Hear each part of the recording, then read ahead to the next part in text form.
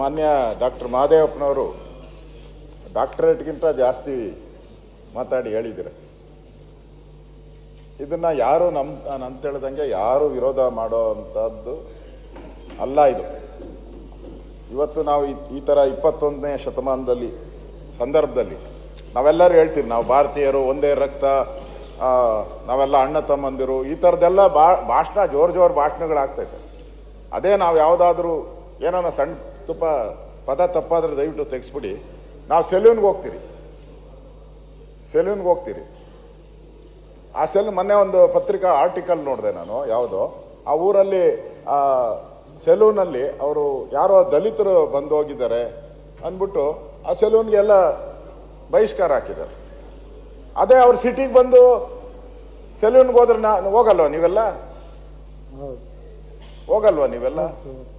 ಏನು ನೀವು ಬೋರ್ವೆಲ್ ಕೊರಿತೀರಲ್ಲ, ನೀರ್ನ ಏನು ಎಲ್ಲ ನೀರು ಏನು ಮೇಲ್ವರ್ಗ ಕೆಳವರ್ಗ ಅಂತ ನೀರಲ್ಲಿ ಏನಾನ ಬರೆದಿದ್ದು ಏನೂ ಇಲ್ಲ.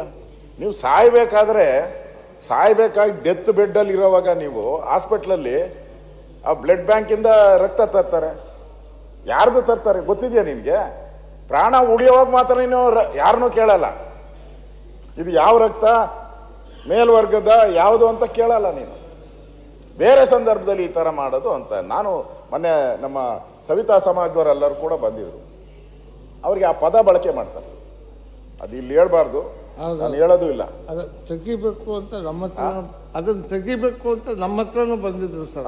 ಹೌದು, ದಯವಿಟ್ಟು ಆ ಥರ ಪದವನ್ನ ಬಳಕೆ ಮಾಡೋದು ಅವ್ರ ವೃತ್ತಿಗೆ ತಪ್ಪದು, ಅವಮಾನ ಮಾಡ್ದಂಗೆ. ಈ ಥರದ ಯಾವುದೇ ಸಂದರ್ಭದಲ್ಲಿ ಇರಲಿ, ಅವ್ರು ಹೋದಂಥ ಟೀ ಅಂಗಡಿಗೆ ಹೋಗದೆ ಇರೋದು ಇದು ಅಕ್ಷಮ ಅಪರಾಧ.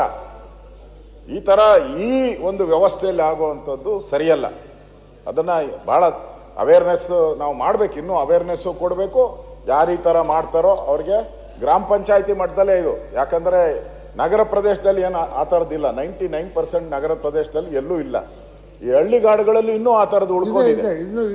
ಇನ್ನು ಹಳ್ಳಿಗಾಡುಗಳಲ್ಲಿ ಸುಮಾರಿದೆ. ಅಲ್ಲಿ ಅವೇರ್ನೆಸ್ ಕೊಡ್ಬೇಕು. ಆ ಗ್ರಾಮ ಪಂಚಾಯತಿ ಮುಖಾಂತರ ಇವೆಲ್ಲ ಬೋರ್ಡ್ ಬರ್ಸಾಕ್ಬೇಕು. ನೀವು ದೊಡ್ಡ ಆಗ್ತಿರಲ್ಲ ಸಾಧನೆ, 2 ವರ್ಷದ್ದು, 2.5 ವರ್ಷ, 2.25 ವರ್ಷ, ಇದೆಲ್ಲ ಆಗ್ತಿರಲ್ಲ. ಈ ತರದ ಸಾಧನೆಗಳಾಗ್ಬೇಕು. ಇದು ಹಾಕಿದ್ರೆ ಅವ್ರಿಗೆ ಅವೇರ್ನೆಸ್ ಕ್ರಿಯೇಟ್ ಮಾಡಬೇಕು.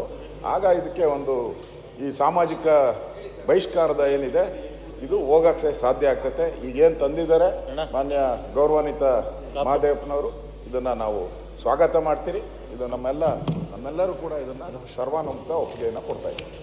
ಸನ್ಮಾನ್ಯ ಸಭಾಧ್ಯಕ್ಷರೇ, ಇಷ್ಟು ವರ್ಷ ಆದ್ಮೇಲೆ ಈ ಬಿಲ್ ತಂದಿರೋದೇ ಬಹಳ ದುಃಖಕರ ವಿಚಾರ. ಬಹಳ ಹಿಂದೆ ನಮ್ದೊಂದು ಘೋಷಣೆ ಇತ್ತು, ಅಸ್ಪೃಶ್ಯತೆ ಅಪರಾಧ ಅಲ್ಲದೆ ಇದ್ರೆ ಇನ್ಯಾವುದೂ ಅಪರಾಧ ಅಲ್ಲ.